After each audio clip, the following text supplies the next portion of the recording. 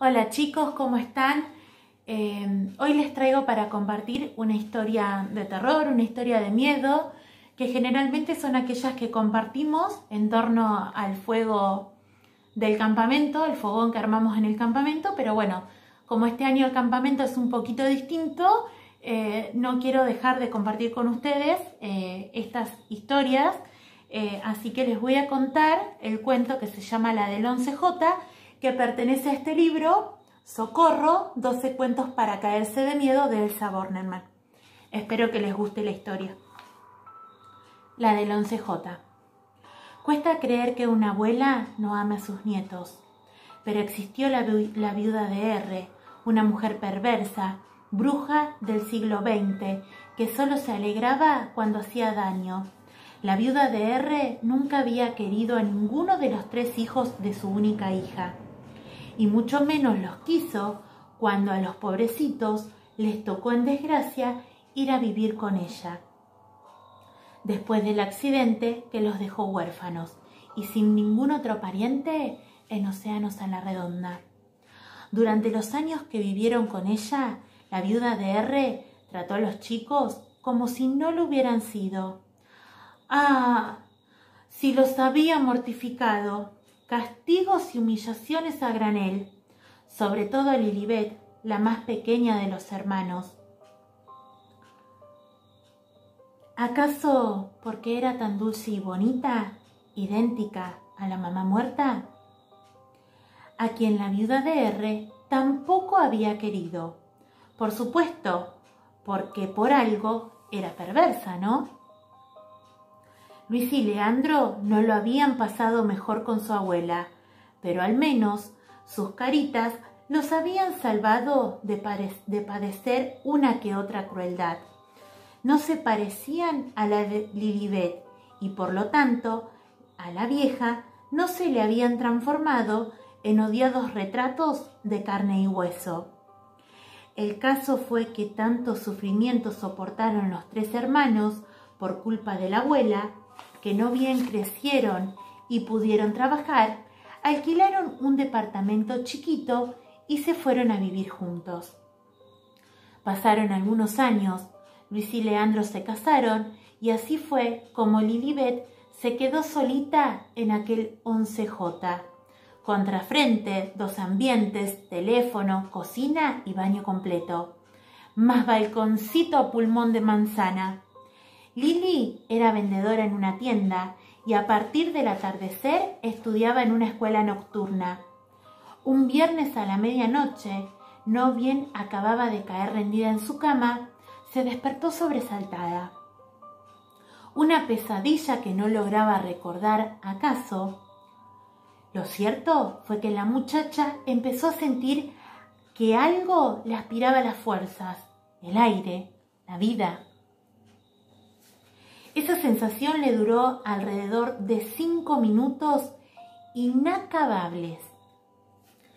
Cuando concluyó, Lilibet oyó fugazmente la voz de la abuela y la voz aullaba desde lejos. «Lilibet, pronto nos veremos. Lilibet, Lili, Lilibet». La jovencita encendió el velador, la radio y abandonó el lecho. Indudablemente una ducha tibia y un tazón de leche iban a hacerle muy bien, después de esos momentos de angustia. Y así fue. Pero a la mañana siguiente, lo que ella había supuesto una pesadilla más, comenzó a prolongarse, aunque ni la misma Lili pudiera sospecharlo todavía. Las voces de Luis y Leandro a través del teléfono le anunciaron: «Esta madrugada falleció la abuela. Nos avisó el encargado del edificio». «Sí, te entendemos. Nosotros tampoco, Lili, pero...» «Claro, alguien tiene que hacerse cargo de...» «Quédate tranquila, nena. Después te vamos a ver». «Sí. Bien. Besos, querida».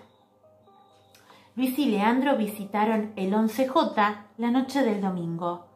Lilibet los aguardaba ansiosa. Si bien ninguno de los 3 podía sentir dolor por la muerte de la malvada abuela, una emoción rara mezcla de pena e inquietud a la par, unía a los hermanos con la misma potencia que el amor que se profesaban. Si estás de acuerdo, nena, Leandro y yo nos vamos a ocupar de vender los muebles y las demás cosas, ¿eh? Ah, pensamos que no te vendrían mal algunos artefactos. Esta semana te los vamos a traer. La abuela se había comprado TV color, licuadora, heladera, lustradora y lavarropas ultra modernos. ¿Qué te parece? Lilibet los escuchaba como atontada, y como atontada recibió el sábado siguiente los 5 aparatos domésticos que habían pertenecido a la viuda de R. Que en paz descanse. Su herencia visible y tangible. La otra Lili acababa de recibirla también, aunque ¿cómo pudiera darse cuenta? ¿Quién hubiera sido capaz de darse cuenta? Más de 2 meses transcurrieron en los almanaques hasta que la jovencita se decidió a usar esos artefactos que se promocionaban en múltiples propagandas. Tan novedosos y sofisticados eran. Un día superó la desagradable impresión que le causaban al recordarle a la desamorada abuela y finalmente empezó con la licuadora. Aquella mañana de domingo, tanto Lilibet como su gato se hartaron de bananas con leche. A partir de entonces comenzó a usar también la lustradora, enchufó la lujosa heladera con freezer, hizo instalar el televisor con control remoto y puso en marcha el enorme lavarropas. Este aparato era verdaderamente enorme. La chica tuvo que acumular varios kilos de ropa sucia para poder utilizarlo.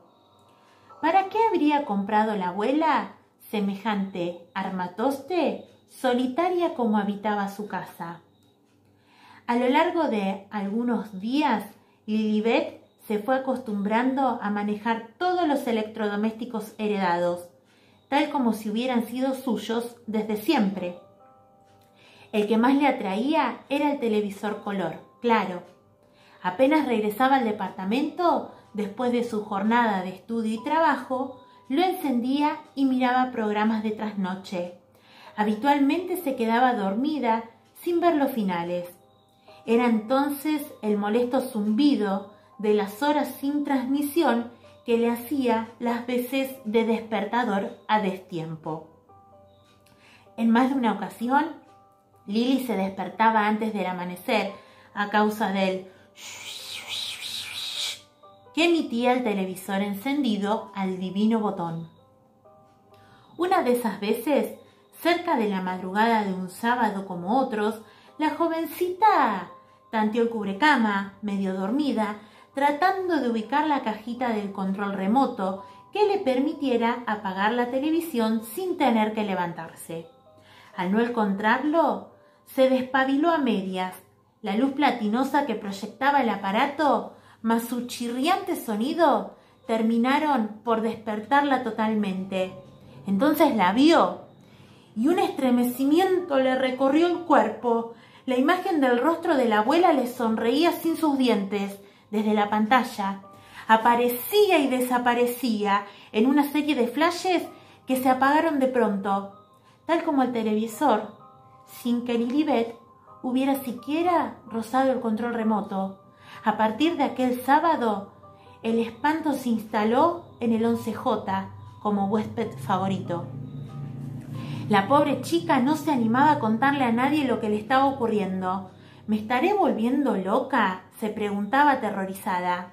Le costaba convencerse de que todos y cada uno de los sucesos que le tocaba padecer estaban formando parte de su realidad cotidiana. Para aliviar un poquito su callado pánico, Lilibet decidió anotar en un cuaderno esos sucesos que solamente ella conocía, tal como se había desarrollado desde un principio. Y anotó entonces, entre muchas otras cosas, que la lustradora no me obedece. Es inútil que intente guiarla sobre los pisos en la dirección que deseo. El aparato pone en acción sus propios planes, moviéndose hacia donde se le antoja. Antes de ayer, la licuadora se puso en marcha por su cuenta mientras yo colocaba en el vaso unos trozos de zanahoria. Resultado, 2 dedos heridos. La heladera me depara horrendas sorpresas. Encuentro largos cabellos enroscados en los alimentos. Aunque lo peor fue abrir el freezer y hallar una dentadura postiza. La arrojé por el incinerador. La desdentada imagen de la abuela continúa apareciendo y desapareciendo.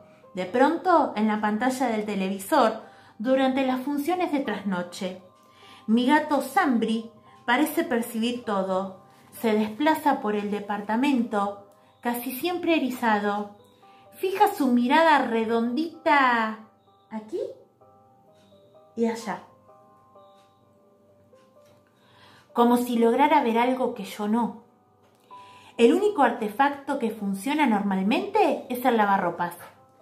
Voy a deshacerme de todos los demás malditos aparatos, a venderlos, a regalarlos mañana mismo.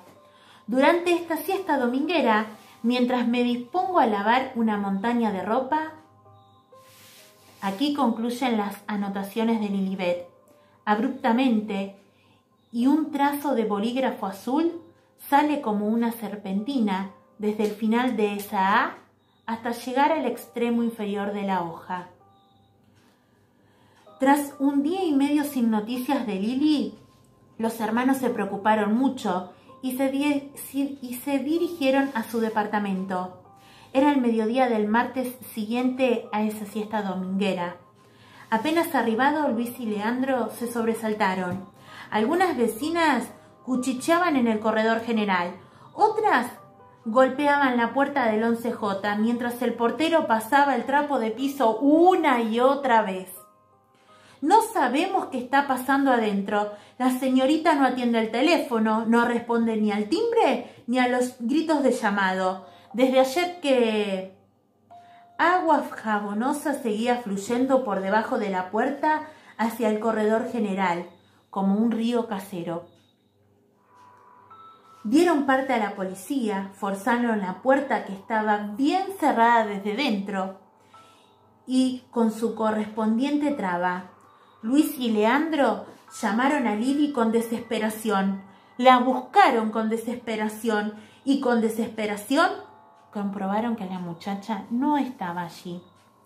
El televisor en funcionamiento, pero extrañamente sin transmisión a pesar de la hora.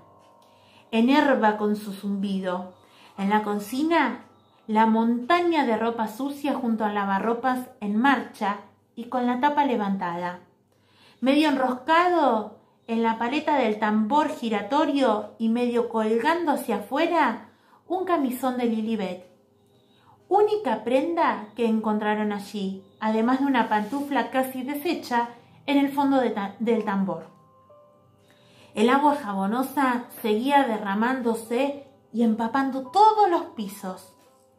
Más tarde, Luis ubicó a Sambri detrás de un cajón de soda y semioculto por una pila de diarios viejos.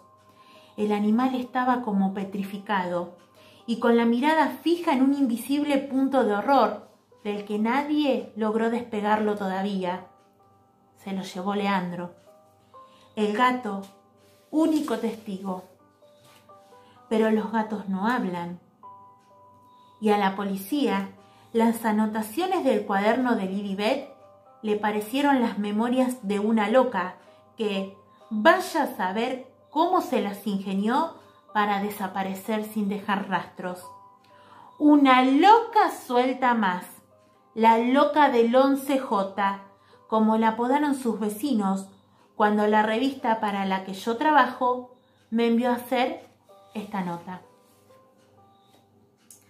Espero que hayan disfrutado el cuento, que no les haya dado mucho miedo. Nos vemos prontito. Un beso.